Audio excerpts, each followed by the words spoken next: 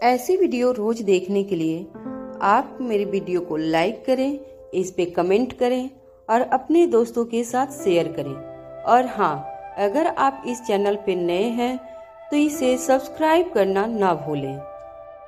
कहानी है डेविल से शादी का एपिसोड नंबर 648 से आगे की कहानी। इसकी को जैसे ही पता चला कि राजवीर बाहर आ गया था तो वो उससे मिलने के लिए चली गई थी। वहीं तंस की निगाहें आज इसकी पर ही थी। वो इस वर्कशॉप में आया ही इसीलिए था ताकि वो इसकी के करीब आ सके। उसका आज वर्कशॉप में रुकने का कोई भी प्लान नहीं था, लेकिन जब उसे खबर मिली कि इसकी भी वर्कशॉप में आई थी तो उसने भी वहाँ रुकने का मन बना लिया था। राजवीर के मन में जितनी भी चिंताएं थी वो सभी इसकी को देखकर दूर हो गई थी। इसकी भी राजवीर को देखकर खुश हो गई थी। उसने पहले तो राजवीर को अचानक वहां आने का कारण पूछा और उसके बाद उसे बहुत टाइटली हग कर लिया था। राजवीर ने इसकी को कई बातें बताई थी, क्योंकि उदय प्रताप से बात करने के बाद उसके दिल में इसकी को लेकर सिक्योरिटी इशू आ रहे थे। कुछ देर में राजवीर वहां से चला गया था, क्योंकि वो नहीं चाहता था कि उसे यहाँ कोई भी इसकी के साथ देख ले। राजवीर इसकी से मिलकर अपनी गाड़ी में बैठकर घर चला गया था। इसकी नंगे पैर ही गार्डन तक चली गई थी और भागकर हॉस्टल की तरफ वापस आ रही थी। इसकी इतनी एक्साइटेड थी कि वो बहुत तेजी से चल रही थी। वो राजवीर से मिलने इतनी तेजी से भागकर आई थी कि बिना स्लीपर पहने ही आ गई थी। तभी वो किसी से टकरा गई। इसकी वैसे तो छुप छुपा कर जा रही थी, लेकिन तभी वो किसी से टकरा गई थी। इसकी की दिल की धड़कनें अचानक बहुत तेज हो गई थी। ये कोई और नहीं बल्कि तंस था। इसकी जब से इस प्रोग्राम में आई थी तब से तंस उस पर नजर रख रहा था, बल्कि उसने उसकी हर एक एक्टिविटी पर तंस ने अपनी नजर रखी हुई थी। तंस के लिए यही मौका था जब वो इसकी को खुद के करीब ला सकता था। इसकी ने जैसे ही तंस को देखा तो वो बिल्कुल नम हो गई थी। वर्कशॉप के रूल बुक में था कि 2 दिन तक कोई भी इस कैंपस से बाहर ना तो जाएगा और ना ही कोई और कैंपस में आएगा। तंस ने इसकी से पूछा, इसकी इस टाइम कहाँ गई थी तुम? मुझे ऐसा क्यों लग रहा है तुम कैंपस से बाहर गई हो। इसकी ने जैसे ही ये बात सुनी तो वो घबरा गई थी, क्योंकि वो ये बात किसी को भी नहीं बता सकती थी कि वो राजवीर से मिलने गई थी।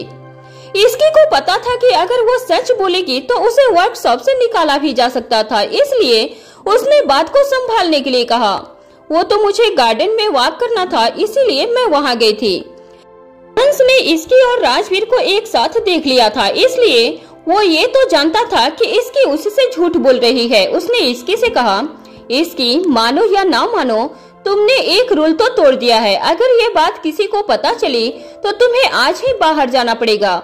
इसकी ने जैसे ही तंस के मुंह से ये बात सुनी तो वो घबरा गई, क्योंकि वो जानती थी कि अगर ये बात वर्कशॉप ऑर्गेनाइजर को पता चल गई तो उसे उस डांस वर्कशॉप से जाने को कह देंगे, और उसे जाना तो बिल्कुल भी नहीं था। इसकी ने तंस से डरते हुए कहा, वो मुझे डेली वॉक करने की आदत है इसीलिए मैं बाहर गई थी। तंस ने पास वाले बेंच की तरफ इशारा करते हुए कहा, इसकी मुझे लगता है एक लंबी कन्वर्सेशन है तो वहाँ बैठकर बातें करते हैं। तंस को तो इसकी के पास बैठने का मौका चाहिए था। इसकी भी तंस की बातों में आ गई और डर के मारे वहाँ बैठ गई, क्योंकि उसके मन में यही डर था कि कहीं तंस उसके रूल ब्रेक के बारे में किसी और को न बता दे। तंस ने बहुत टाइम के बाद इसकी को इतने करीब से देखा था, अब उससे रोका नहीं जा रहा था, इसलिए उसने बिना टाइम गवाए इसके से बात करनी चाहिए। उसने इसकी से पूछा, आज तुमने क्या सीखा इसकी? इसकी ने बहुत ही एक्साइटेड होकर जवाब दिया, आज मैंने बहुत कुछ नया सीखा है और मैंने बहुत एंजॉय भी किया। जब इसकी बोल रही थी तो उसके चेहरे पर अलग ही स्माइल नजर आ रही थी। तंस ने कहा, तुम्हें पता है ना इसकी, जो भी इस वर्कशॉप का बेस्ट परफॉर्मर होगा उसे एक बहुत बड़ा सरप्राइज गिफ्ट मिलेगा। क्या? ये बात तो मुझे पता ही नहीं थी। ये बात सभी कंटेस्ट के लिए सरप्राइज थी, लेकिन तंस ने ये बात इसकी को बता दी थी। इसकी ने कहा, तंस आप सच बोल रहे हो क्या? हमें तो ये बात किसी ने नहीं बताई थी। इसकी ये सुनते ही बहुत ज्यादा एक्साइटेड थी, क्योंकि डांस को लेकर उसके अंदर एक अलग ही पैशन था। वहीं दूसरी तरफ इसकी को देखकर राजवीर को बहुत अच्छा लग रहा था। उससे मिलकर उसके मन में शांति आई और वो फिर घर चला गया था। इसकी से मिलकर उसे बहुत अच्छा लग रहा था। आज से 2 दिन रीवा कोमल जी और अर्णव जी के साथ थी, क्योंकि राजवीर अकेले उसे संभाल नहीं सकता था। वो जैसे ही घर जाकर अपने रूम में गया तो उसे रीवा और इसकी दोनों की याद आ गई। अपनी मॉम के बाद आज पहली बार उसे किसी की याद आई थी या किसी को मिस किया था, तो वो इसकी और रीवा थी। उसने उसकी फैमिली पिक्चर को हाथों में लिया और अपने बेड पर लेट गया। कुछ ही देर के बाद उसे नींद आ गई। वहीं हॉस्टल में मीसा और रेहान सीढ़ियों में बैठकर बातें कर रहे थे। तभी मीसा ने टाइम देखा और कहा, यार ये इसकी अभी तक क्यों नहीं आई है? ना तो चप्पल पहनकर गई है और ना ही अपना फोन लेकर गई है। रेहान ने मीसा को टॉपिक से डाइवर्ट करते हुए कहा, यार तुम्हारा सारा ध्यान हमेशा इसकी पर ही रहता है, कभी तो मेरे पर भी ध्यान दिया करो। हम जब भी पास होते हैं उसमें भी तुम कितनी बार उसका नाम ले लेती हो। मीसा ने जैसे ही रेहान के मुंह से ये बात सुनी तो उसने उससे कहा, यार रेहान तुम समझ नहीं रहे हो, वो कितनी देर पहले बाहर गई थी और अभी तक आई नहीं। मुझे तो बस उसकी चिंता हो रही है। यार राजवीर भाई उसे ड्राइव पर ले गए होंगे या दोनों मिलकर टाइम स्पेंड कर रहे होंगे। वो दोनों तो साथ में इतने खुश थे, तो तुम क्यों इतना परेशान हो रही हो? और अभी नहीं तो क्या कुछ देर के बाद तो आ ही जाएगी। रेहान इसकी की बात नहीं करना चाहता था। उसे बहुत टाइम के बाद मीसा के साथ ऐसे नाइट टाइम मिला था, इसलिए वो उसे एंजॉय करना चाहता था। वहीं कीर्ति और मिहिर भी हॉस्टल के टेरेस पर बैठे हुए थे। कीर्ति ने आसमान में दिखते हुए कहा, मिहिर आज ये चांद कितना सुंदर लग रहा है। मिहिर ने कीर्ति की तरफ देखते हुए कहा, हाँ ये चांद तो सुंदर है, लेकिन उससे भी ज्यादा सुंदर वो चांद है जो मेरे पास है। ये सुनते ही कीर्ति शर्मा गई। मिहिर और कीर्ति के लिए ये उनका पहला नाइट आउट था। मिहिर ने किसी को नहीं बताया था कि वो कीर्ति के साथ यहाँ टेरेस पर बैठा था। कीर्ति को डांस में कुछ खास इंटरेस्ट नहीं था, लेकिन मिहिर के कहने पर वो इस वर्कशॉप में आई थी। कीर्ति ने अपना सर मिहिर के कंधे पर रखा था और मिहिर ने उसका हाथ अपने हाथों में पकड़ लिया था। मिहिर ने कीर्ति से कहा, पता है कीर्ति, मैंने तुम्हारे साथ कई मोमेंट्स एंजॉय किए हैं, लेकिन इससे ब्यूटीफुल मोमेंट्स मेरे लाइफ में कभी नहीं आया है। यूं इस नीले आसमान के नीचे तुम्हारा हाथ पकड़ कर बैठना, इस ठंडी हवा में तुम्हारी उड़ती हुई जुल्फों को देखना, मुझे नहीं लगता कि इससे ज्यादा अच्छा मैंने लाइफ में कभी भी कुछ एक्सपीरियंस किया है। कीर्ति बस मिहिर की आंखों में देख रही थी। कीर्ति ने कहा, मिहिर मैंने भी कभी इस तरह रात की खूबसूरती को नहीं देखा था। मुझे ऐसा लगता था कि मैं ही नेचर लवर हूँ, लेकिन तुमसे मिलने के बाद मुझे समझ आया है कि हम दोनों के शौक बिल्कुल एक जैसे हैं। मिहिर और कीर्ति चांदनी रात को एंजॉय कर रहे थे। तभी मिहिर ने गाना गुनगुनाया, ये रात, ये मौसम, ये रात का नजारा, ये चंचल हवा। कीर्ति और मिहिर को मानो वक्त का कोई एहसास ही नहीं था और दोनों एक दूसरे में ही गुम थे। कीर्ति ने कुछ देर के बाद मिहिर से कहा, मिहिर अब हम नीचे चले, वरना मुझे हॉस्टल में एंट्री नहीं मिलेगी। मिहिर ने कहा, हाँ कीर्ति अब चलते हैं, क्योंकि अभी मुझे ये हक नहीं है कि मैं तुम्हें अपने साथ यहाँ रुकने के लिए कह सकूं। उसने बहुत ही प्यार से कहा था, मिहिर तुम में और बाकी लड़कों में यही डिफरेंस है, तुम मेरी बहुत ज्यादा रेस्पेक्ट करते हो। तुम्हारी रेस्पेक्ट तो मेरी रेस्पेक्ट है ना कीर्ति। मैं कभी नहीं चाहूंगा कि मेरे होते हुए कोई भी तुम पर उंगली उठाए। मिहिर ने बहुत ही प्यार से कीर्ति को ये बातें बताई। दोनों सबकी नजरों से बचकर नीचे आ गए थे। कीर्ति ने मिहिर को बाय किया और वो अपने हॉस्टल में चली गई। अंदर जाते ही उसने देखा कि मधु तो बड़े आराम से सो रही थी, लेकिन मीसा और इसकी अपने बेड पर नहीं थी। कीर्ति ने धीरे से मधु से पूछा, मधु इसकी और मीसा कहाँ है? कुछ देर पहले तो यही थी। मधु को बहुत नींद आ रही थी और कीर्ति ने उसकी नींद डिस्टर्ब कर दी थी, इसलिए उसने गुस्से में उससे कहा, यार मैं कोई वार्डन थोड़ी हूँ जो मुझे पता होगा कि कौन कहाँ है। मुझे नींद आ रही है, तू मुझे तो सोने दे। तेरा मन है तो तू भी सो जा, वरना तू भी भटकती रही इन दोनों के जैसे। कीर्ति ने जैसे ही मधु से इतनी डांट सुनी तो वो चुपचाप सो गई थी। कुछ देर के बाद मीसा भी हॉस्टल आ गई थी, लेकिन इसकी अभी भी वहाँ नहीं पहुँची थी। मीसा ने जब इसकी को हॉस्टल में नहीं देखा तो वो बहुत ज्यादा घबरा गई थी। उसे समझ नहीं आ रहा था कि अब वो क्या करे। वो बिना कुछ सोचे समझे उसे ढूंढने के लिए चली गई थी। मीसा ने हर तरफ देखा लेकिन इसकी उसे मिल ही नहीं रही थी। मीसा को अभी इसकी पर बहुत गुस्सा आ रहा था। उसने मन ही मन कहा, यार ये इसकी हमेशा कुछ न कुछ गड़बड़ करती है। अभी तो कह रही थी कि कुछ देर में आ जाएगी, लेकिन अब ना जाने कहाँ चली गई। फोन भी नहीं लेकर गई है। अब मैं क्या करूँ, कहाँ मिलेगी।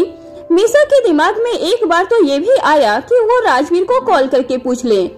मीसा के सामने बहुत ज्यादा अलग सिचुएशन थी। उसे अब कुछ भी समझ नहीं आ रहा था। मीसा ने राजवीर को कॉल करने के लिए अपना फोन निकाला, लेकिन फिर तुरंत से अपने फोन को वापस रख दिया और खुद से बोली, नहीं ये ठीक नहीं है। अगर इसकी आसपास हुई तो भाई को बिना बात के टेंशन हो जाएगी और इसकी को भी डांट पड़ जाएगी। मीसा ने सोचा क्यों ना इसकी को गार्डन में ढूंढ ले। ये सोचकर मीसा जल्दी से गार्डन में गई और इसकी को ढूंढने लगी। तभी मीसा की नजर एक बेंच पर गई जहां इसकी और तंस बैठे हुए थे और बातें कर रहे थे। मीसा ने जैसे ही दोनों को देखा तो बोली, ये क्या हो रहा है। ये तो मेरे भाई का लव राइवल बन रहा है। मुझे तो कुछ करना होगा। मीसा ये सोचकर जल्दी से उन दोनों के पास गई और इसकी को देखकर बोली, इसकी तू यहाँ है, मैं कब से तुझे ढूंढ रही हूँ। मीसा की आवाज सुनकर तंस और इसकी दोनों ने उस तरफ देखा। मीसा को अपने सामने देखकर तंस को गुस्सा आ रहा था, तो वहीं इसकी को ध्यान आया कि वो तंस के साथ बहुत देर से बात कर रही थी। मीसा को देखकर इसकी बेंच से उठकर बोली, हाँ वो मैं गार्डन में घूम रही थी कि तभी तंस आ गए और मैं उनसे बातें करने लगी। इसकी की बात सुनकर मीसा ने तंस को देखा और उसे ग्रीट किया। उसके बाद मीसा बोली, अच्छा मैं तुझे कहाँ कहाँ नहीं ढूंढ रही थी, अब चल चलते हैं। हाँ इसकी ने कहा। फिर वो तंस की तरफ देखकर उसे बाय बोली और वहाँ से मीसा के साथ निकल गई। तंस ने इसकी को तब तक देखा जब तक इसकी उसकी आंखों से ओझल नहीं हो गई। मीसा जब वहाँ आ गई थी, ये देखकर तंस को तेज गुस्सा भी आया, क्योंकि उसे इसकी के साथ टाइम स्पेंड करने का अच्छा चांस मिला था और ऊपर से इसकी उससे अच्छे से बात भी कर रही थी। लेकिन मीसा के आ जाने की वजह से तंस ज्यादा देर तक इसकी से बात न कर सका और इसी बात का उसे गुस्सा आ रहा था। अब के बाद सिर्फ एक दिन और बचा था इस वर्कशॉप का और तंस को पता नहीं था कि उसे इसकी के साथ कितनी चांस मिलने वाला था बात करने का। तंस बस इसकी की तरफ देख रहा था। उसे समझ नहीं आ रहा था कि इसकी से अब वो कैसे मिलेगा। तंस के दिमाग में यही सब चल रहा था। वहीं इसकी सीधे अपने रूम में गई। वहां जाकर मीसा ने इसकी को घूर कर देख रही थी। मीसा की नजरों को देखकर ही इसकी समझ गई थी कि मीसा उससे क्या बोलने वाली थी, इसलिए वो एकदम से चुप रही थी। इसकी सिर्फ मीसा के बोलने का इंतजार कर रही थी। मीसा इसकी को घूरकर देखे जा रही थी और फिर उसने बोलना शुरू किया, क्या मैं जान सकती हूँ कि तू तंस के साथ क्या कर रही थी। मीसा की बात सुनकर उसका जवाब देते हुए इसकी बोली, मैं राजवीर से मिलने के लिए कैंपस से बाहर चली गई थी और तंस ने वो देख लिया था। अब उसी बारे में बात कर रहे थे। ये कहने के बाद इसकी कुछ देर के लिए खामोश हुई और फिर एकदम से बोली, तुझे पता है उन्होंने मुझे बताया कि वो भी वर्कशॉप में अच्छा परफॉर्म करेगा, उसे एक सरप्राइज गिफ्ट मिलेगा और आज तो मैंने अच्छा किया है, कल का बस नहीं पता। इसकी की बात सुनकर मीसा उसे घूरते हुए बोली, अच्छा तो तू ये बात कर रही थी, लेकिन क्या तुझे इस बात का होश नहीं रहा कि तू इतनी देर तक रात उनसे बात कर रही है और तूने उनकी आंखें नहीं देखी थी क्या। आंखें? क्या था आंखों में? मैंने ध्यान नहीं दिया। इसकी की बात सुनकर मीसा ने कहा, तू जानती है ना कि वो तेरे लिए क्या फील करता है और उस वजह से जब वो तेरे से बात कर रहा था तब उनकी आंखों में दूसरे ही इमोशंस थे। मीसा की बात सुनकर इसकी चुप हो गई और आगे कुछ नहीं बोली। इसकी को अच्छे से पता था कि तंस के मन में उसके लिए क्या था, लेकिन आज इसकी को पता नहीं क्या हो गया था। वो खुद से तंस से बातें करने लगी। उसे डर था कि कैंपस से बाहर जाने वाली बात तंस सभी को बता न दे, क्योंकि अगर ऐसा होता तो शायद रोल टोलने के दोष में इसकी को आगे वर्कशॉप अटेंड न करने देते। तंस से बात करते हुए दोनों सिर्फ वर्कशॉप से रिलेटेड बातें ही कर रहे थे, इसलिए इसकी को थोड़ा सा भी अजीब नहीं लगा। लेकिन इसकी ने तंस की आंखों को नोटिस नहीं किया था। इसकी सब सोच ही रही थी कि मीसा ने आगे कहा, छोड़ इन बातों को, अब कोई मतलब नहीं है, चल रूम में चल। कीर्ति और मधु दोनों घोड़े बेचकर सो गई हैं।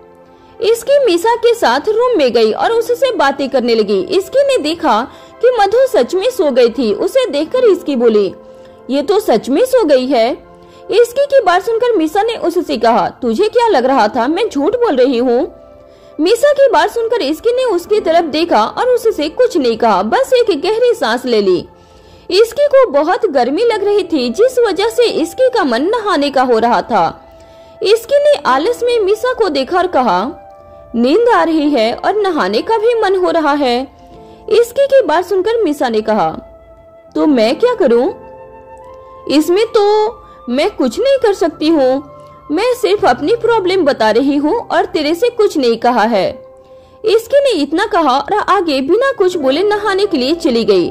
नहाने के बाद इसकी अपने बेड पर आकर लेट गई और जब उसने अपना फोन देखा तो उस पर राजवीर के बहुत सारे मैसेज थे। उसे देखकर इसकी खुद में बोली, अभी हम मिले थे और अभी वो मुझे मैसेज भी करने लगे। ये सोचकर इसकी के चेहरे पर स्माइल आ गई और उसने आगे कुछ नहीं कहा, बस वो अपने फोन को देख रही थी और राजवीर के मैसेज का जवाब दे रही थी। लेकिन उसे ऐसा लग रहा था कि राजवीर सो चुका था, जिस वजह से राजवीर इसकी को कोई रिप्लाई नहीं कर रहा था। इसकी ने अपने फोन को रखा और वो भी सो गई थी। सुबह का वक्त था। राजवीर अपने ऑफिस जाने के लिए रेडी हो रहा था। राजवीर को रोज सुबह उठते ही रीवा और इसकी को देखने की आदत थी, लेकिन आज उसे दोनों में से कोई नहीं दिखा, जिस वजह से राजवीर को उसकी सुबह अधूरी सी लग रही थी। राजवीर जल्दी से अपने ऑफिस के लिए रेडी हो रहा था, जिससे वो बाहर जाकर रीवा के साथ थोड़ा टाइम स्पेंड कर सके। इसी के साथ राजवीर को इस बात की खुशी भी थी कि कल सुबह ही इसकी वापस आ जाएगी। राजवीर जल्दी से ऑफिस के लिए रेडी हुआ और जैसे ही वो रूम से बाहर जाने वाला था, उसका फोन बजा। राजवीर ने देखा कि उसे इसकी वीडियो कॉल कर रही थी। इसकी का वीडियो कॉल देखकर राजवीर के चेहरे पर एक स्माइल आ गई। वो इसी चीज को तो मिस कर रहा था, उसे इसकी का चेहरा ही तो देखना था। राजवीर ने जल्दी से इसकी का कॉल उठाया और राजवीर कुछ बोलता उससे पहले ही इसकी बोल पड़ी, आपने ब्लैक शर्ट क्यों पहनी है? मैंने आपको कितनी बार मना किया है ब्लैक शर्ट पहनकर ऑफिस जाने से। तुमने मुझे सुबह सुबह इसीलिए कॉल किया है जिससे तुम ये देख सको कि मैं कौन से कपड़े पहनकर जा रहा हूँ और कौन से नहीं। और नहीं तो क्या, मुझे आप पर भरोसा नहीं था। पता नहीं क्यों मुझे लग रहा था कि आप ब्लैक पहनने वाले हो, इसीलिए मैंने तो कॉल किया है आपको।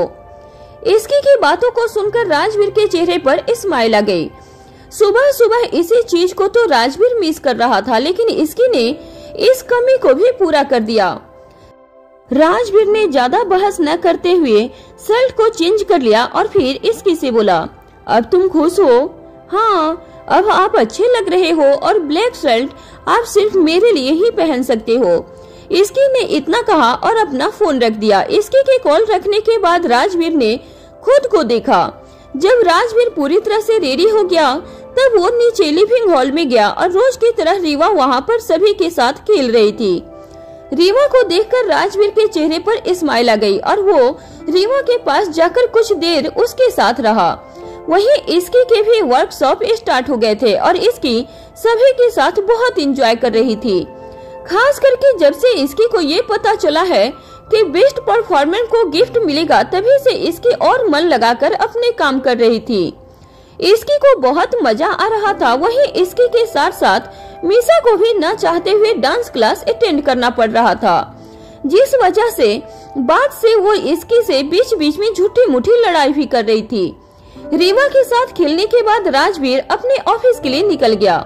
राजवीर जैसे ही ऑफिस गया उसने देखा कि कार्तिक पहले से ही उसके केबिन में बैठा हुआ था। उसे देखकर राजवीर थोड़ा सा चौंक गया और बोला, तो सुबह सुबह मेरे केबिन में क्या कर रहा है?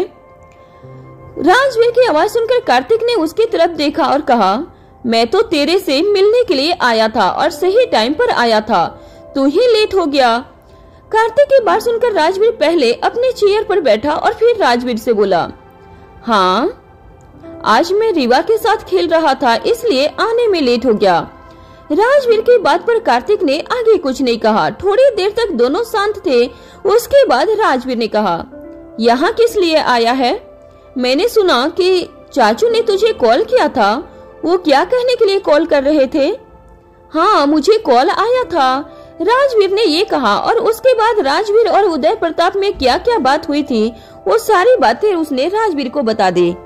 राजवीर की बात सुनने के बाद कार्तिक थोड़ा सा परेशान हो गया। उसे लग तो रहा था कि उदय प्रताप सभी से कुछ छुपा रहे हैं, लेकिन बात इतनी बड़ी हो सकती है वो इसे नहीं पता था। कार्तिक चिंता भरी आवाज में बोला, इसकी को कोई खतरा तो नहीं है ना? मुझे चिंता हो रही है उसकी। मैंने उसकी सिक्योरिटी तो टाइट कर दिया, लेकिन फिर भी मुझे एक डर है। मैंने उनसे पूछने की बहुत कोशिश की, लेकिन उन्होंने यही कहा कि वो वापस आने के बाद ही बताने वाले हैं।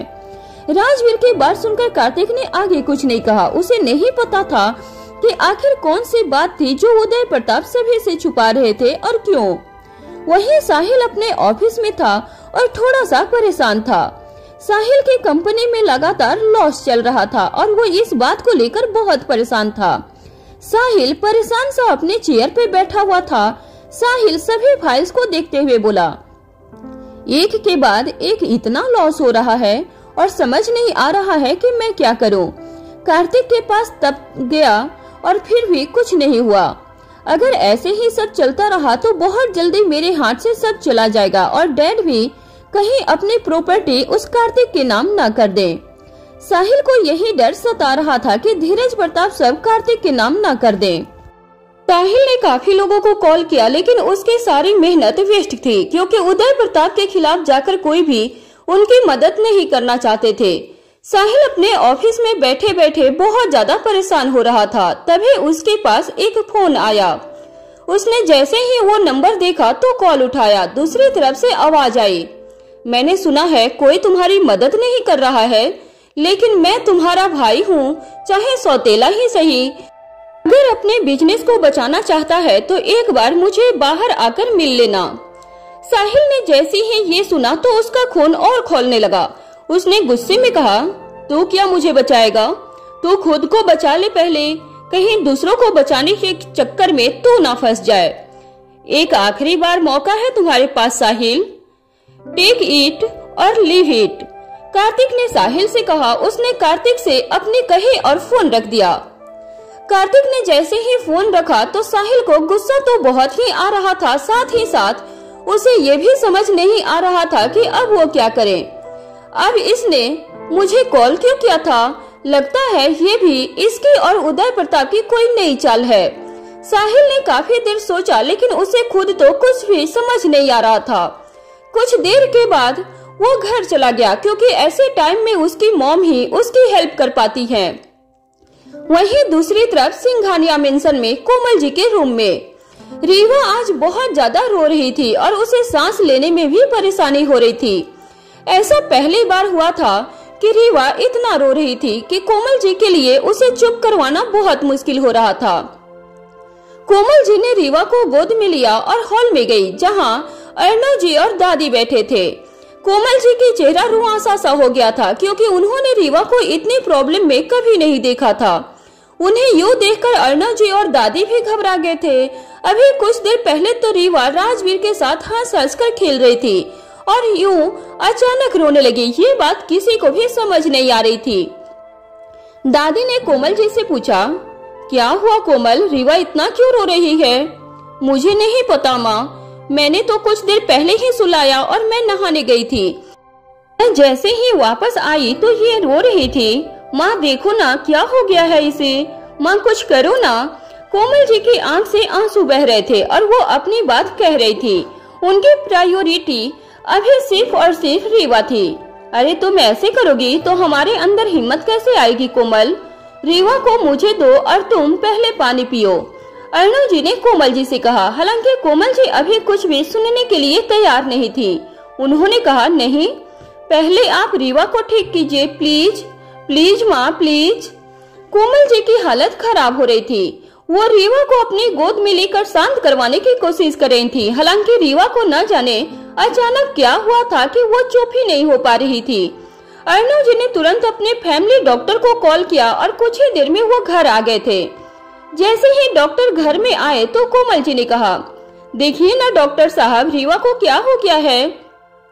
डॉक्टर अपने साथ एक नर्स को भी लेकर आए थे। नर्स ने एक रूम में सेटअप किया और फिर रीवा को वहां चेक किया गया। कुछ देर ऑब्जर्व करने के बाद डॉक्टर ने अर्णव जी को कहा, मुझे आपसे कुछ जरूरी बात करनी है, आप मेरे साथ बाहर चलिए। कोमल जी ने जैसे ही ये बात सुनी तो वो बहुत ज्यादा घबरा गई थी। उन्होंने डॉक्टर से कहा, आप मुझे बताइए क्या हुआ है रीवा को। कोमल जी को बिल्कुल भी वेट नहीं हो रहा था। वो जानना चाहती थी कि आखिर रीवा को अचानक ये क्या हुआ था जिससे वो इतना बेचैन हो गई थी। वो रीवा को इस हालत में नहीं देख सकती थी।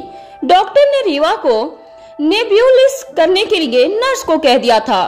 दादी रीवा को अपनी गोद में लेकर बैठी थी और उसके सर को सहला रही थी। अर्णव जी ने कोमल जी से कहा, कोमल, अगर तुम ऐसे करोगे तो कैसे चलेगा। तुम तो हिम्मत रखो, मैं डॉक्टर साहब से बात करके आता हूँ।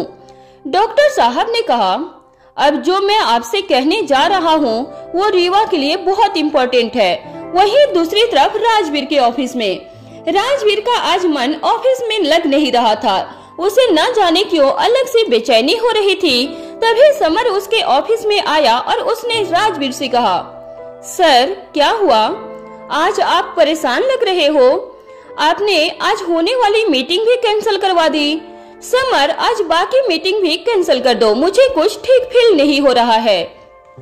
राजवीर ने समर की बात का जवाब दिया। राजवीर एक वर्कहॉलिक पर्सन था, उसे हर काम परफेक्ट चाहिए होता था। समर ये बात अच्छे से जानता था कि वो किसी बड़े रीजन के बिना कभी भी अपनी मीटिंग कैंसिल नहीं करता था। समर ने कहा, okay sir, I will do that. Summer ने ये कहकर जा रहा था कि राजवीर ने कहा, समर, अभी कुछ देर तक मुझे कोई भी डिस्टर्ब न करे। यस सर, समर ने जवाब दिया और दरवाजा बंद करके बाहर चला गया।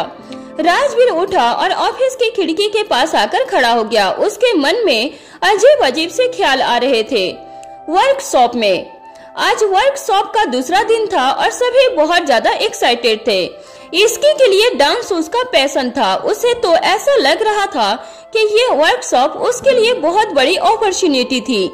वहीं मीसा, रेहान, कीर्ति, मिहिर, मधु, मोहित और मिहिर को वो तो बहुत एंजॉय कर रहे थे। तभी उनके ग्रुप को ड्रामा क्लास के लिए जाना पड़ा। ड्रामा क्लास के टीचर ने उन्हें कल एक होमवर्क दिया था। वो सभी ड्रामा रूम में गए।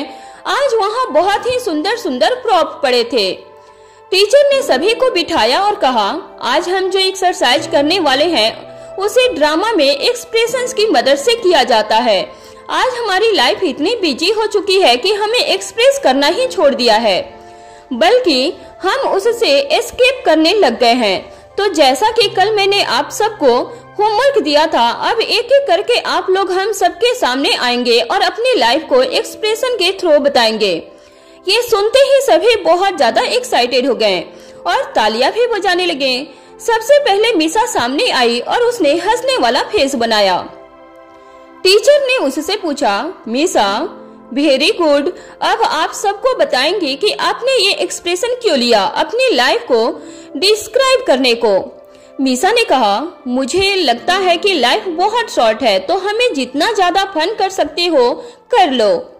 खुद भी हंसो और दूसरों की लाइफ में भी खुशियां लाओ। इसलिए मैंने हंसने वाले फेस से खुद की लाइफ को रिप्रेजेंट किया है।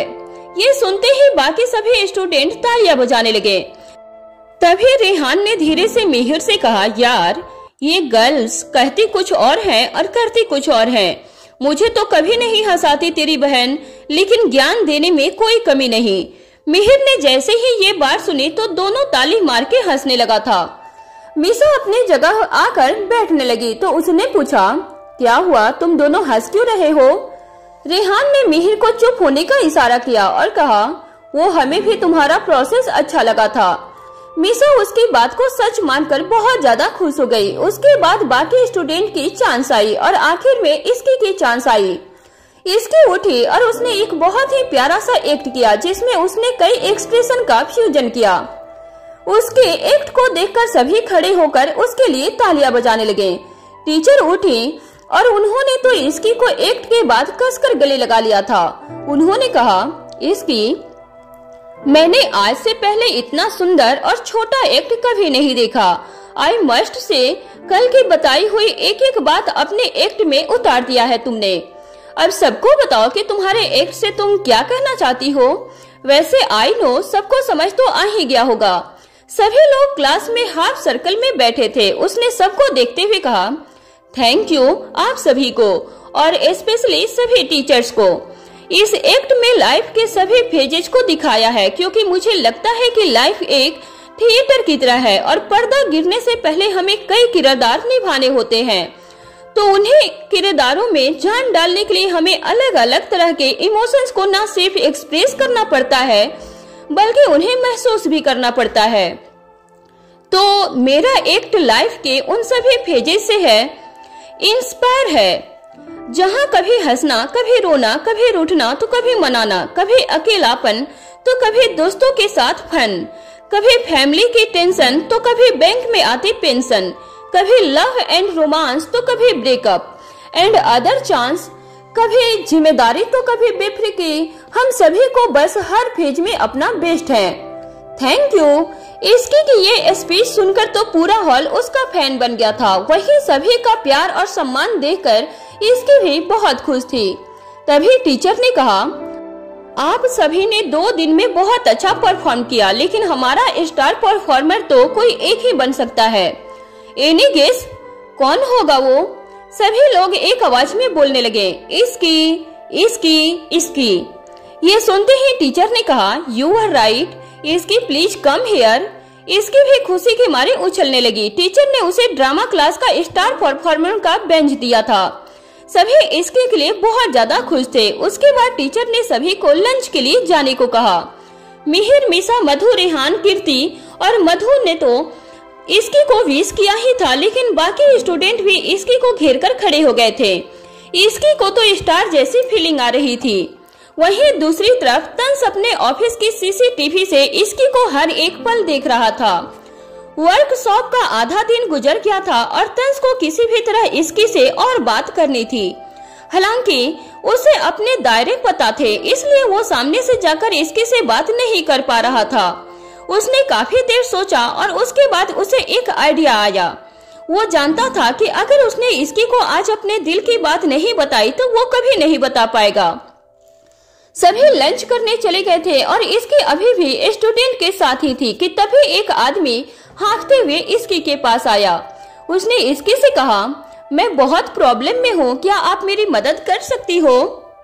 इसकी का नेचर बहुत ही ज्यादा हेल्पिंग था और उसने जैसे ही उस लड़के को देखा तो उसे दया आ गई। उसने कहा, हाँ मैं हेल्प करूंगी, लेकिन पहले तुम जरा शांत तो हो जाओ।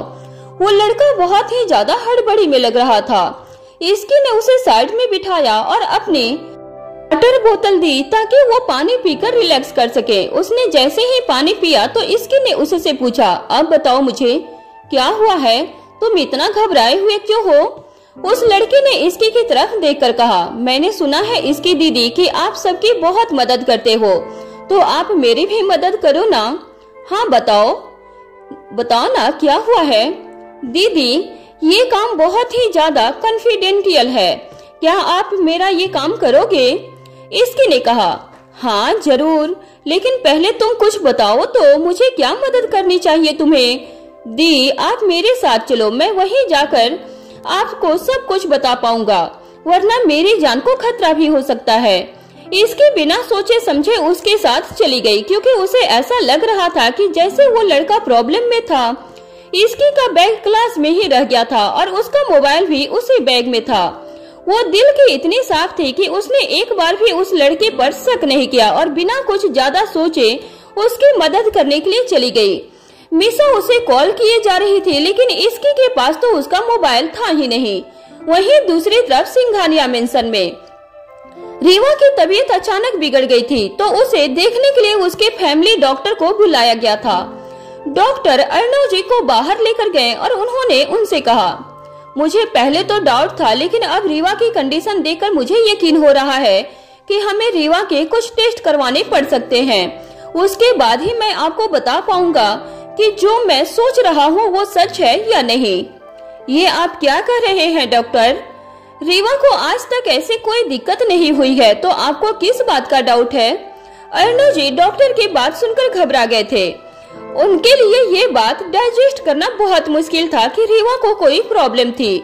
नर्स कमरे में रीवा को नर्व्यूलिस कर रही थी क्योंकि अचानक रीवा को ब्रीथिंग इशू हो रहे थे।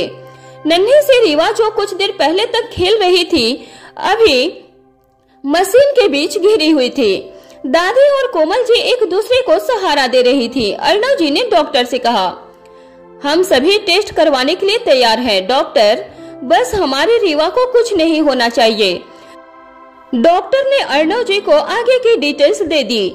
दोनों अंदर आए और उन्होंने सबसे कहा, आज से आपको रीवा की एक्स्ट्रा केयर करनी होगी। रूम को सैनिटाइज करना होगा और ज्यादा लोगों को रूम में आने की परमिशन नहीं होगी। कोमल जी ने सब कुछ सुनकर मानो अपने दिमाग में नोट कर लिया था। उन्होंने डॉक्टर से कहा, डॉक्टर साहब आप जैसा कहेंगे वैसा हो जाएगा, लेकिन रीवा को जल्द से जल्द ठीक कर दीजिए। उन्होंने कोमल जी से कहा, आप बस ये परहेज रखिए और टाइम टू टाइम नेब्यूलाइज कीजिए। ये तो स्ट्रॉन्ग गर्ल है, जल्दी ठीक हो जाएगी। डॉक्टर इतना नर्स से कहकर रीवा के कुछ सैंपल ले लिए। सुई लगने से रीवा बहुत ज्यादा रो रही थी, लेकिन सैंपल लेना भी बहुत जरूरी था। डॉक्टर ने रीवा के लिए कुछ मेडिसिन दी और फिर खुद चले गए। कुछ देर जोर जोर से रोने के बाद कोमल जी ने रीवा को अपनी गोद में सुला दिया था। जैसे ही रीवा सोई तो दादी और अर्णव जी रूम से बाहर आ गए। वो दोनों आकर हॉल में बैठे थे। न जाने हमारी बच्ची पर अचानक ये मुसीबत कहाँ से आ गई। छोटी सी बच्ची का इतना खून लेकर चले गए ये लोग, दादी ने अर्णव जी से कहा। दादी से रीवा का रोना बर्दाश्त नहीं हो रहा था। अर्णव जी ने दादी को पूरी बात बताई। माँ, ये सब डॉक्टर ने रीवा को ठीक करने के लिए ही तो किया है। अगर हम इन्वेस्टिगेट नहीं करेंगे तो प्रॉब्लम डायग्नोसिस कैसे होगी? आप भरोसा रखो माँ, सब ठीक हो जाएगा। अर्णव जी ने दादी को बहुत दिलासा दिया। डॉक्टर के जाते ही कोमल जी ने रीवा को सुलाया और पूरे रूम को सैनिटाइज किया। उन्होंने किसी भी सर्वेंट या आउटसाइडर को अंदर आने के लिए मना कर दिया था। कोमल जी थोड़ी थोड़ी देर में रीवा को संभाल रही थी, क्योंकि अगर वो उठ जाती तो रोने लग जाती। वहीं दूसरी तरफ राजवीर ने अपनी सभी मीटिंग कैंसिल तो पहले ही कर दी थी और अब उसने सोचा कि वो जल्दी ही घर जाएगा, क्योंकि उसका मन ऑफिस में लग नहीं रहा था। वो उठ ही रहा था कि कार्तिक उसके ऑफिस में आ गया। राजवीर को अपने ऑफिस के बाहर से जोर जोर से चिल्लाने की आवाज आ रही थी। राजवीर ने अपने असिस्टेंट से इंटरकॉम से पूछा, बाहर कौन चिल्ला रहा है? असिस्टेंट ने कहा, सर वो कार्तिक सर आए हैं। हमने उन्हें बताया कि आप बिजी हैं, लेकिन वो मान नहीं रहे हैं। राजवीर ने कहा, अंदर भेज दो उसे।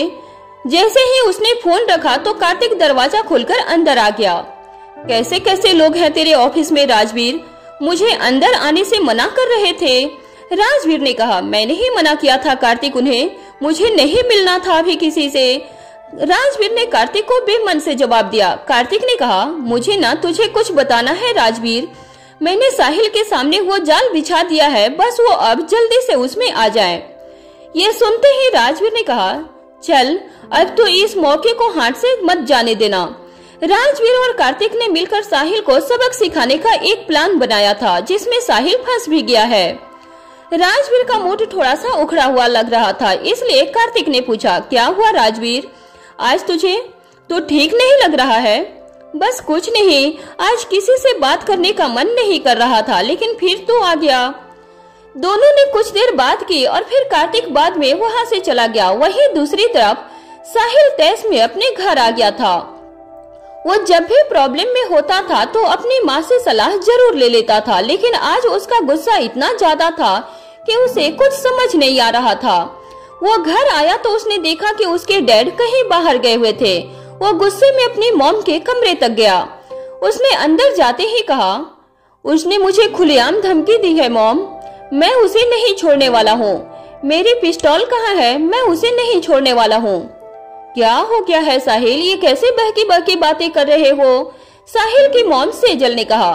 सेजल साहिल के उसके गुस्से का कारण जानना चाहती थी, लेकिन वो उनकी बात नहीं सुन रहा था और ड्रॉर खोल खोल कर अपनी पिस्तौल ढूंढ रहा था।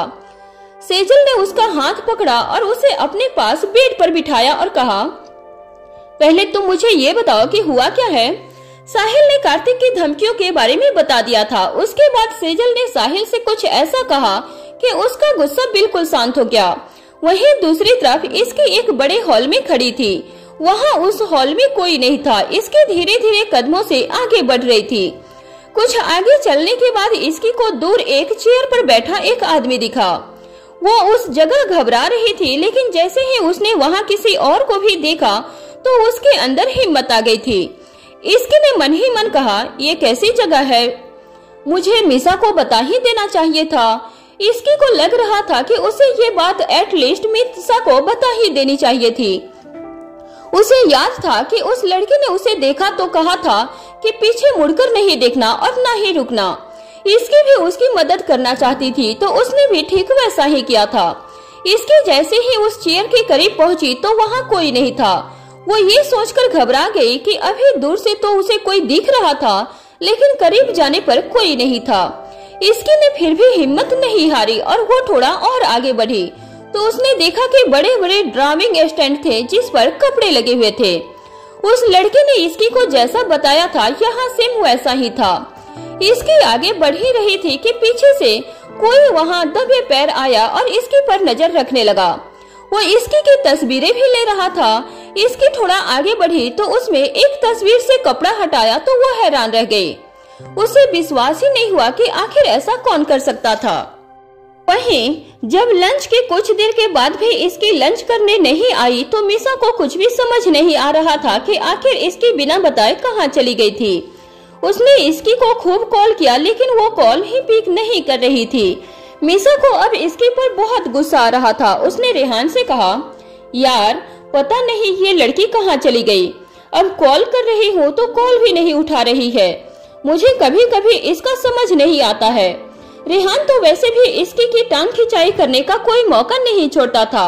उसे तो ये सुनकर मजा ही आ गया, क्योंकि वो इसके से मॉल वाली बात का बदला लेना चाहता था। उसे इसकी ने उस दिन चकमा देकर वो ड्रेस ले गई थी, जिससे वो मिसा को मनपसंद ड्रेस नहीं दिला पाया था और उसे मिसा से उस दिन बहुत डांट भी पड़ी थी।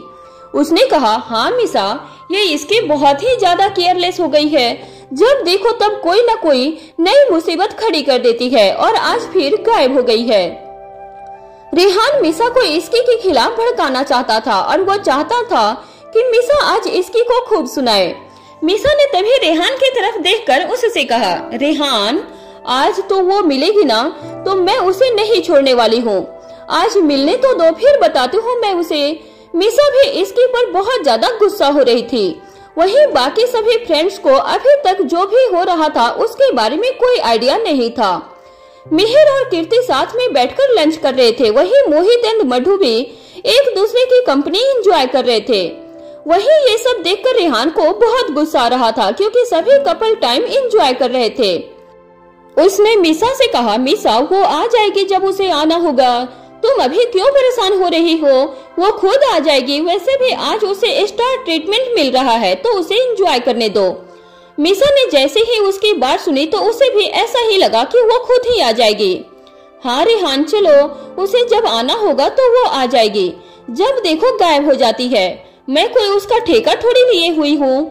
हालांकि मिसा ने ये सब कह तो दिया था, लेकिन अभी भी उसके दिमाग में इसकी की ही बात चल रही थी। वहीं दूसरी तरफ राजवीर के ऑफिस में, राजवीर के ऑफिस से जैसे ही कार्तिक गया तो राजवीर ने घर जाने का मन बना लिया था। न जाने क्यों आज उसे बार बार रीवा की याद आ रही थी। उसने अपना बैग लिया और वो घर जाने के लिए गाड़ी में बैठ गया था। वो जब ड्राइव कर रहा था तो उसने सोचा कि घर जाने से पहले उसे इसकी से एक बार मिल लेना चाहिए, क्योंकि उसे बिल्कुल भी ठीक फील नहीं हो रहा था। उसने इसकी को कॉल किया, लेकिन इसकी का फोन तो उसके बैग में था। राजवीर ने एक दो बार कॉल किया, लेकिन इसकी ने कॉल ही पिक नहीं किया। राजवीर ने कहा, इसकी को मैंने उस दिन इतना समझाया कि उसे अपने फोन को हमेशा साथ में रखे, लेकिन लगता है ये आज फिर कहीं रखकर भूल गई है। उसने गाड़ी को कॉलेज वाली रोड की तरफ मोड़ा, तभी इसकी का फोन उसके पास आया। राजवीर ने जैसे ही कॉल पे किया तो दूसरी तरफ से आवाज आई, भाई मैं मीसा बोल रही हूँ, वो इसकी ने आपको कॉल करने के लिए कहा है, उसका परफॉर्मेंस है इसलिए वो फोन नहीं कर पाई। मीसा ने एक सांस में सब कुछ कह दिया था। राजवीर ने मीसा से कहा, मैं कॉलेज आ रहा था इसकी से मिलने के लिए, लेकिन अब मैं सीधा घर जा रहा हूँ। राजवीर को जब पता चला कि इसके का परफॉर्मेंस है तो उसने सोचा कि अभी उसका घर जाना ही ठीक होगा, क्योंकि अभी तो वो इसकी से मिल नहीं पाएगा। मीसा ने जैसे ही ये बात सुनी तो उसकी सांस में सांस आई, क्योंकि अगर राजवीर कॉलेज आ जाता और उसे इसकी नहीं मिलती तो न जाने क्या हो जाता। मीसा ने फोन रखा और एक सीट पर बैठ गई। वो अभी 5 मिनट पहले ही इसकी को ढूंढने के लिए इस क्लास में आई थी। उसने जैसे ही इसकी का बैग देखा तो इसकी के फोन में राजवीर के कॉल थे। मीसा ने घबराकर राजवीर को कॉल बैक करके झूठ कह दिया था। अब उसे इस बात की घबराहट हो रही थी कि अगर राजवीर गलती से कॉलेज आ जाते तो आज फिर इसकी की क्लास लगने वाली थी।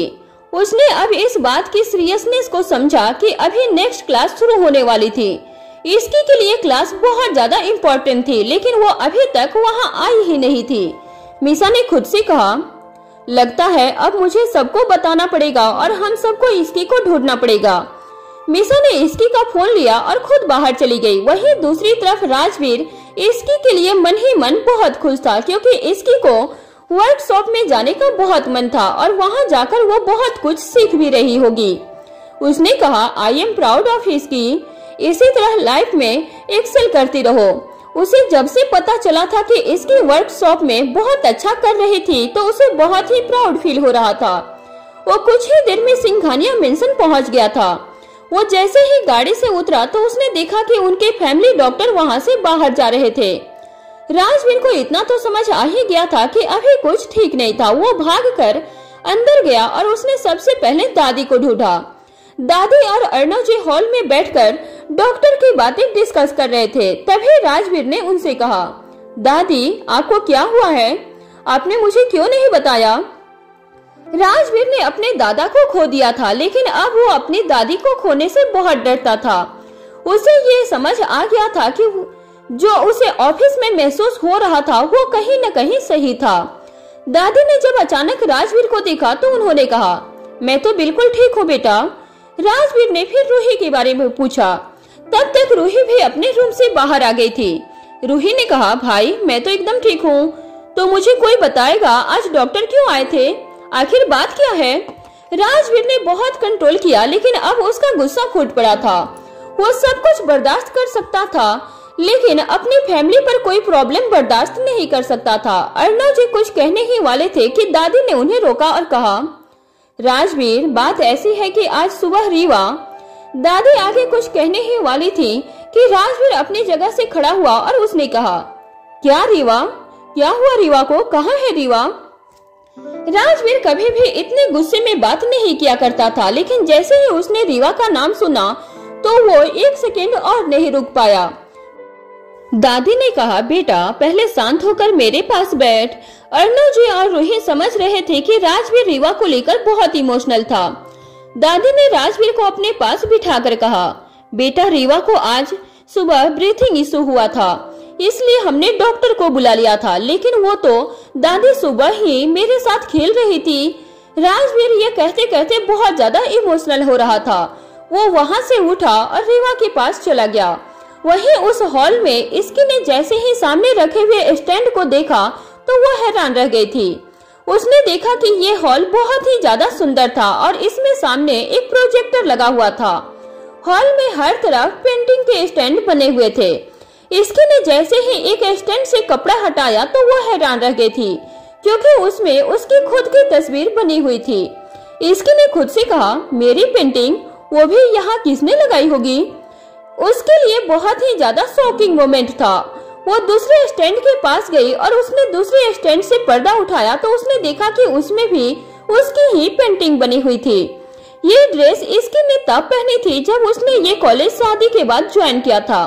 उसे बहुत हैरानी थी कि आखिर कौन उसकी इतनी पुरानी तस्वीरें भी संभाल कर रख रहा था। उसने खुद से कहा, ये सब कौन कर रहा है। उस लड़की ने तो मुझे कहा था कि ये सभी पेंटिंग्स में से एक पेंटिंग उसकी मॉम की है, लेकिन यहाँ तो ऐसा कुछ भी नहीं है। इसकी को उस लड़की ने बताया था कि उस हॉल में उसकी एक पेंटिंग छूट गई थी। इसकी पहले तो उस लड़के की बात नहीं मान रही थी, लेकिन जब उसने कहा था कि ये तस्वीर उसकी माँ की आखिरी निशानी थी, इसकी ने उससे पूछा था कि आखिर उसने इसकी को ही इस काम के लिए क्यों चुना था। उसने इसका जवाब देते हुए बताया था कि इसकी की इस कॉलेज में बहुत चलती थी कि उसे कोई भी कुछ नहीं कह सकता था। पूरे कॉलेज में उसे राजवीर की गर्लफ्रेंड के नाम से कॉलेज में जानते थे, तो वो कुछ भी कर सकती थी। हालांकि वो लड़का ये सब तंज के कहने पर कर रहा था, लेकिन उसने इसकी को अपनी माँ का वास्ता देकर बातों में उलझा दिया था। इसकी को उस लड़के के लिए बहुत बुरा लग रहा था। वो उसकी आखिरी निशानी की कीमत समझती थी। इसकी उसकी बात मानकर वो ऑफिस में गई थी, जहाँ पर उसने एक पियून से उस हॉल की चाबी मांगी थी और उस हॉल में चली गई थी। वो दिल की बहुत साफ है, इसलिए उस लड़के की मदद करने से पहले उसने ज्यादा नहीं सोचा था। लेकिन जब उसे इस हॉल में उसे सिर्फ अपनी ही फोटो ही मिल रही थी, उसने एक एक करके सभी स्टैंड से पर्दा उठा दिया था। इसकी ने कहा, वो लड़का जो कह रहा था ऐसा तो यहाँ कुछ भी नहीं है। मुझे ये बात नहीं समझ आ रही है कि यहाँ मेरी इतनी फोटोज क्यों लगी हुई है, वो भी इतनी पुरानी पुरानी। ये सब क्या हो रहा है? कहीं मैंने फिर से कोई गलती तो नहीं कर दी है? ये तंस उस हॉल में इसकी को सीसीटीवी से देख रहा था। अभी तक सब कुछ उसके ही प्लान के अकॉर्डिंग चल रहा था। इसकी ने तभी अपने जीन्स की पॉकेट में हाथ डालकर अपना मोबाइल निकालना चाहा तो उसे याद आया कि वो अपना मोबाइल अपने बैग में भुलाई थी। उसे कुछ समझ नहीं आ रहा था और उसकी नेक्स्ट क्लास का टाइम भी हो रहा था। तभी उसने सोचा कि अब उसे यहाँ और नहीं रुकना चाहिए, तो वो उस हॉल के गेट की तरफ चली गई। इसकी उस हॉल के पास जाकर उसका दरवाजा जैसे ही खोलने की कोशिश करने लगी तो उसे एहसास हुआ कि दरवाजे को किसी ने बाहर से बंद कर दिया था।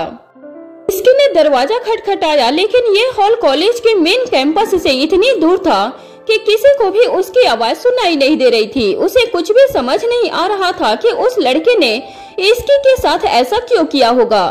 इसकी ने चिल्लाकर कहा, खोलो खोलो ये दरवाजा, मुझे बाहर आना है। इसकी चिल्ला रही थी, लेकिन उसकी आवाज किसी को सुनाई नहीं दे रही थी। वहीं दूसरी तरफ वो लड़का तंस के ऑफिस में गया और उसने तंस से कहा, सर आपका काम हो गया है, अब मुझे मेरे। वो लड़का आगे कुछ कहने ही वाला था कि तंस ने उसके सामने नोटों की गड्डी रख दी थी। उसने जैसे ही नोटों की गड्डी देखी तो उसने तुरंत वो गड्डी उठा ली। वो कुछ कहने ही वाला था तो तंस ने उससे कहा, ये पैसे लो और यहाँ से चले जा। आज के बाद मुझे अपनी शक्ल भी मत दिखाना, क्योंकि आज के बाद मैंने अगर तुम्हें यहाँ देख भी लिया तो तुम्हारी खैर नहीं है। उस लड़के ने कहा, सर मुझे ये पैसे बहुत जरूरी थे, क्योंकि अगर आज ये मेरे पास नहीं होते तो मैं अपनी बहन का इलाज नहीं करवा पाता। उसने पैसे लिए और वहाँ से चला गया। उस लड़के को मन ही मन बहुत खराब फील हो रहा था, लेकिन उसके पास इसके अलावा कोई रास्ता नहीं था। आज किसी भी तरह उसे ये पैसे हॉस्पिटल में जमा करवाना था। उसे अपने किए पर बहुत पछतावा भी था, लेकिन उसके पास और कोई रास्ता नहीं था। फिर वो कॉलेज से सीधा हॉस्पिटल चला गया। वही हॉल में इसकी बार बार दरवाजा पीट रही थी, लेकिन उसे खोलने वाला कोई नहीं था। इसकी थक हार कर दरवाजे के पास ही बैठ गई थी। तंस ने जैसे ही देखा कि इसकी अब थक हार कर निराश हो गई है तो उसने हॉल की सभी लाइट्स ऑफ करवा दी। लाइट्स ऑफ होते ही इसकी बुरी तरह घबरा गई, क्योंकि उसे नहीं पता था कि अब उसके साथ क्या होने वाला था। उसके दिल की धड़कनें तेज हो गई थी। उसने मन ही मन सोचा, ये सब क्या हो रहा है मेरे साथ? मैं कहाँ आकर फंस गई हूँ? अब ये तो मुझे भी समझ नहीं आ रहा है। इसकी मुड़कर इधर उधर कुछ देखने लगी कि उसके पीछे तेज रोशनी हुई। उसने जैसे ही उस तरफ देखा तो एक प्रोजेक्टर ऑन हुआ। इसकी ने जैसे ही वीडियो का टाइटल देखा तो वो घबरा गई। उसमें लिखा था माई ड्रीम गर्ल। इसकी ने जैसे ही ये पढ़ा तो वो बहुत ज्यादा घबरा गई थी, क्योंकि उसके नीचे इसकी की फोटो बनी हुई थी। आज इस हॉल में उसे बहुत बड़े बड़े शौक मिले थे, लेकिन ये तो उसके लिए बहुत बड़ी बात थी। कुछ देर सोचने के बाद उसने सोचा, मैं फालतू में ही इतना लोड ले रही हूँ, क्या पता ये सब मेरे लिए राजवीर करवा रहे हो, लेकिन वो मुझे ऐसे बंद क्यों करेंगे? इसकी के मन में ढेर सारी बातें चल रही थी और उसके पास किसी भी बात का जवाब नहीं था। तभी वीडियो स्टार्ट हुआ। इसकी के सामने जैसे उसके वर्कशॉप का वीडियो स्टार्ट हो गया। जब इसकी वर्कशॉप के गेट में इंटर हुई थी, वहां से लेकर उसके ड्रामा के एक्ट तक की पूरी पिक्स क्लिप्स उस वीडियो में थी। इसकी को यकीन ही नहीं हो रहा था कि आखिर उसकी इतनी बारीकी से वीडियो किसने ली होगी।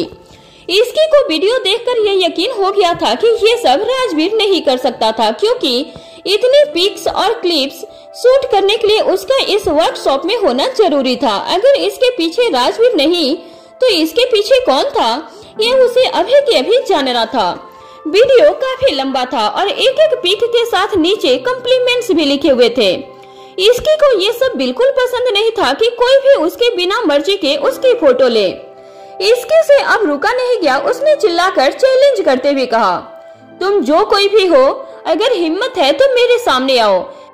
मैं तुम्हें बताती हूँ कि इसके सिंघानिया की पिक उसकी बिना मर्जी के लेने का अंजाम क्या होता है। इसकी को अंदर से बहुत ही ज्यादा गुस्सा आ रहा था कि ऐसा तो कोई सरफिरा आशिक ही कर सकता है। ये सब क्या है? तुम कौन हो? मेरे सामने क्यों नहीं आ रहे हो? इस स्क्रीन के पीछे छुप कर क्यों बैठे हो? इसके बार बार गुस्से में कुछ न कुछ कहे जा रही थी, लेकिन उसका दिल अंदर से बहुत ज्यादा धड़क रहा था और डर तो उसे भी लग रहा था। वीडियो जैसे ही खत्म हुआ तो लाइट्स फिर से ऑन हो गई। तभी स्पीकर से एक आवाज आई, अगर तुम चाहती हो तो हम जरूर मिलेंगे इसकी। ये मेरे प्यार का पहला गिफ्ट है। मुझे यकीन है तुम्हें बहुत पसंद आया होगा। तुझमें हिम्मत नहीं है मेरे सामने खड़े होकर बात करने की, तभी तो यूं कहीं से छुप कर बैठा है। मुझे तो लगता है तो इसकी सिंघानिया से डर गया है। इसकी उसे खुलेआम धमकी दे रही थी। उसने कहा, चलो अगर तुम मुझे ढूंढ सकती हो तो ढूंढ लो, मैं यही तुम्हारे आसपास हूँ। इसकी ने पूरे हॉल में घूम घूम कर चेक किया कि आखिर ये आवाज कहाँ से आ रही थी। तभी उसका पैर एक तार में अटका और वो नीचे गिर पड़ी। उसके गिरते ही स्पीकर से फिर से आवाज आई, आराम से इसकी, तुम मेरे लिए बहुत स्पेशल हो और मैं नहीं चाहता कि तुम्हें एक भी खरोच आए। मुझसे मिलने की बहुत जल्दी हो रही है तुम्हें। इसकी खुद उठी, हालांकि उसके पैर में हल्की सी मोच आ गई थी। उसने गुस्से में कहा, तो छुप कर बोल रहा है और खुद को मर्द कहता है। हिम्मत है ना तो मेरे सामने आ, फिर मैं तुझे बताती हूँ कि लड़की से बदतमीजी करने की क्या सजा होती है। इसकी का खून अंदर से खौल रहा था। उसे अब डर भी नहीं लग रहा था, क्योंकि उसे अब बस उस आदमी को कैसे भी सबक सिखाना था। इसकी को बहुत गुस्सा आ रहा था तो उसने कहा, बस एक बार मेरे सामने आ जा, फिर मैं तुझे बताती हूँ। ओहो, मैं तो डर गया इसकी, उस आदमी ने हंसते हुए कहा और अचानक उसकी आवाज बंद हो गई। इसकी इधर उधर भागकर बचने के रास्ते ढूंढती रही, लेकिन कुछ नहीं कर पा रहा था। इसकी ने मन ही मन कहा, काश मैंने एक बार किसी को बता दिया होता। मैंने उस लड़की का क्या बिगाड़ा था? आखिर ये सब क्यों हो रहा है मेरे साथ? मुझे जाना यहाँ से है। इसकी ने आंखें बंद की और उसके चेहरे के सामने रीवा की तस्वीर आ गई। रीवा का चेहरा याद करके इसकी के अंदर बहुत ज्यादा हिम्मत आई और वो दोबारा से खड़ी हो गई। इसकी ने हर तरफ से बाहर जाने की कोशिश कर ली थी, लेकिन उसे कोई रास्ता नहीं मिल रहा था। तभी इसकी के हाथों से एक पेंटिंग गिर गई। उसने तभी पीछे मुड़कर देखा कि वहाँ एक खिड़की बनी हुई थी। ये देखते ही इसकी के चेहरे पर स्माइल आ गई थी। इसकी ने जैसे ही उस खिड़की को देखा, उसने एक चेयर की मदद से उसे तोड़ा और वो बाहर चली गई। इसकी बहुत ही ध्यान से जा रही थी, क्योंकि वो जानती थी कि यहाँ कोई तो उस पर नजर रख रहा था। कंस ने जैसे ही देखा कि इसकी वहाँ से निकल भागी तो उसने कहा, बस अब लगा तीर निशाने पर। वहीं दूसरी तरफ सिंघानिया मेंशन में राजवीर को जैसे ही रीवा की कंडीशन के बारे में पता लगा था, तब से लेकर अभी तक वो उसे अपने हाथों में लेकर घूम रहा था, क्योंकि रीवा को एक वैक्सीन लगी थी। उसे जैसे ही नीचे सुला रहे थे तो वो जोर जोर से रो रही थी और गोद में आराम से सो रही थी। हालांकि उसे कोमल जी ने बहुत कहा था कि रीवा का ध्यान रख लेंगी, लेकिन राजवीर इतना इमोशनल था कि वो एक मिनट भी रीवा को खुद से अलग नहीं कर रहा था। उसने रीवा से कहा, बेबी डैड है ना, आपको कुछ नहीं होगा, आप बिल्कुल ठीक हो जाओगे। रीवा बहुत ही मासूमियत से सो रही थी, लेकिन उसने जैसे ही राजवीर की आवाज सुनी तो वो नींद में भी मुस्कुरा रही थी। राजवीर ने रीवा से कहा, my strong girl she is. तभी दादी राजवीर के पास आई और उन्होंने राजवीर से कहा, बेटा रीवा को थोड़ी देर मुझे दे दो और तू फ्रेश हो जा। जब से आया तो 1 मिनट चैन से भी नहीं बैठा है। राजवीर अभी कुछ ज्यादा कहने या सुनने की हालत में नहीं था। उसने बस इतना कहा, दादी मैं रीवा के साथ रहना चाहता हूँ। दादी देख रही थी कि राजवीर जब से ऑफिस से आया था तब से उसने चेंज भी नहीं किया था, वो बस रीवा का ध्यान रख रहा था। दादी ने कहा, बेटा खाना तो खा ले। दादी आप प्लीज खा लो, जैसे ही रीवा सो जाएगी तो मैं खाना खा लूंगा, आपको दवाई भी लेनी है। तभी अर्णव जी ने कहा, राजवीर बेटा तुम रीवा के पास ही रहो, वैसे भी अभी इसके और सभी बच्चे आ जाएंगे। सभी को पता था कि वर्कशॉप खत्म होते ही सभी बच्चे घर आने वाले थे। तभी राजवीर ने कहा, दादी आप में से कोई भी अभी इसकी को ये बात मत बताना, वरना वो वहाँ परेशान हो जाएंगी। दादी और अर्णव जी ने हाँ कहा और वो नीचे चले गए। राजवीर ने रीवा से कहा, अभी आपकी मम्मा आने वाली है, वो आपको बहुत प्यार करेंगी। उसने रीवा को जैसे ही नीचे बेड पर सुलाया तो वो फिर से रोने लगी और राजवीर ने तुरंत उसे अपनी गोद में ले लिया। कॉलेज में शाम से रात हो चुकी थी। कुछ ही देर पहले वर्कशॉप खत्म भी हुई थी, जहां इसकी को स्टार परफॉर्मर की अवार्ड भी मिला था। मीसा ने तब तक किसी को कुछ नहीं बताया था, लेकिन जैसे उसने अवार्ड रिसीव किया उसके बाद उसने नीचे आकर सभी फ्रेंड से कहा, यार मैंने तुम सबसे झूठ बोला था कि इसकी राजवीर भाई के साथ में है। सच तो ये है कि इसकी लंच के बाद से ही गायब है। ये सुनते ही सभी अलर्ट हो गए और इसकी को ढूंढने में लग गए। सभी फ्रेंड्स अलग अलग डायरेक्शन में गए, लेकिन किसी को भी अंदाजा नहीं था कि इसकी उस हॉल में थी। वहीं मीसा और बाकी सभी फ्रेंड्स इसकी को कॉलेज में ढूंढ रहे थे। वर्कशॉप खत्म होते ही काफी स्टूडेंट अपने घर जा चुके थे। मिहिर ने मीसा से कहा, इसकी कहाँ है यार, हम अब घर कैसे जाएंगे? मीसा ने कहा, यार कल गायब हो गई थी, तब भी मैं ही ढूंढ कर लाई थी और आज तो लंच के बाद से न जाने बिना बताए कहाँ चली गई है। तो भाई को कॉल करके बता दे क्या? मिहिर ने कहा।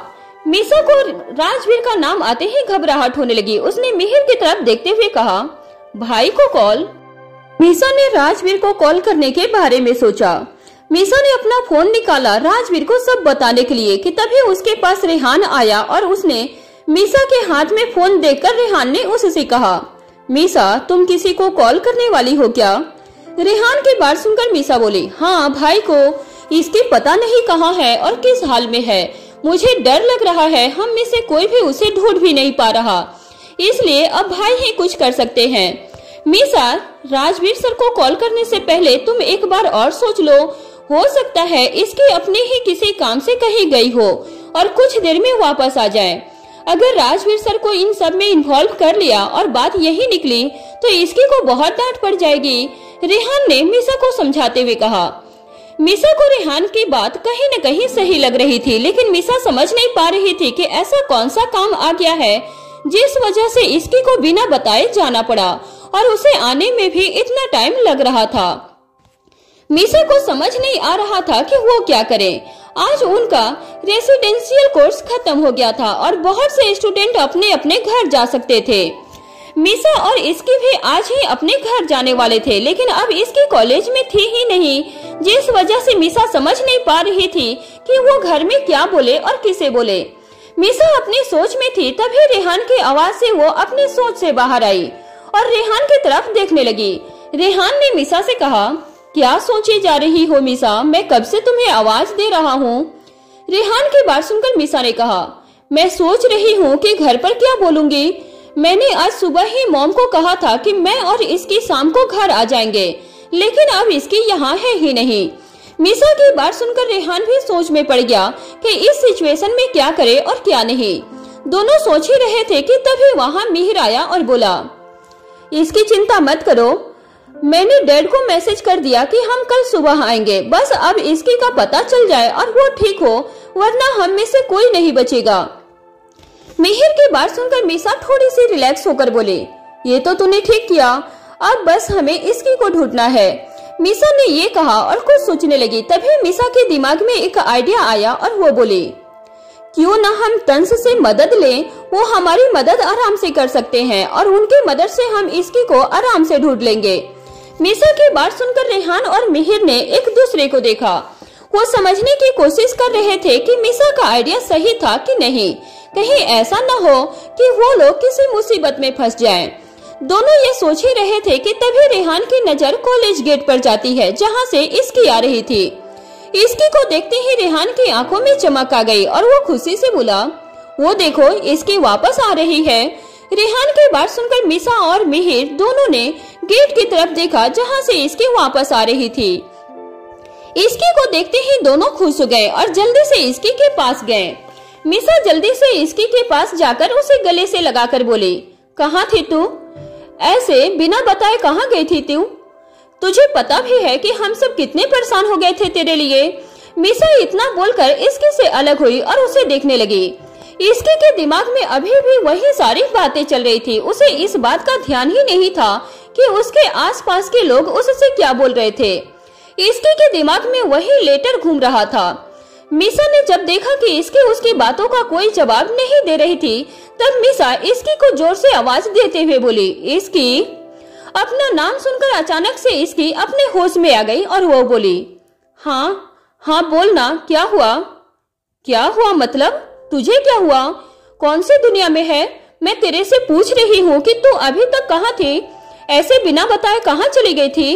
हम सभी यहाँ इतने परेशान हो गए थे लेकिन तेरा कोई अता पता ही नहीं था। तुझे पता भी है कि यहाँ हम सभी का क्या हाल हो गया था। किसी को कुछ समझ नहीं आ रहा था कि क्या करे और क्या नहीं। भाई को भी बताने से डर लग रहा था। मीसा ने एक ही सांस में अपनी बात इसकी से कही। इसकी को ऐसे देखकर मीसा को बहुत गुस्सा आ रहा था। जितने टाइम इसकी गायब रही, मीसा ही जानती थी कि उतने टाइम उसका क्या हाल हुआ था। मीसा की सारी बातों को सुनकर इसकी चुप हो गई और मीसा के पीछे रेहान और मिहिर को देखने लगी। सभी को देखकर इसकी को समझ आ गया था कि वो सभी उसके लिए कितने परेशान थे, और होते भी क्यों नहीं। उसकी जगह इसकी होती और कोई दूसरा इस तरह से बिना बताए कहीं चला जाता, तब इसकी का भी यही हाल होता जो उन सभी का था। सभी तरफ देखकर इसकी ने कहा, I am sorry guys, actually मैं कैंटीन ही जा रही थी खाने के लिए, लेकिन मुझे बीच में कोई मिला और उसने मेरी मदद चाहिए थी, जिस वजह से मैं उसकी मदद करने चली गई। इसकी की बात सुनकर मीसा को और तेज गुस्सा आया और वो बोली, आर यू सीरियस इसकी? तो किसी की मदद करने के लिए कॉलेज से चली गई और हम में से किसी को भी कुछ नहीं बताया? तुझे पता है ना कि वर्कशॉप के दौरान कॉलेज कैंपस से बाहर जाना मना है। क्या होता अगर किसी को और कुछ पता चल जाता तो? मीसा, मैंने उस समय इतना सब नहीं सोचा था। I am sorry. इसके ने किसी को भी पूरी बात नहीं बताई। उसे खुद समझ नहीं आ रहा था कि उसके साथ क्या से क्या हो गया।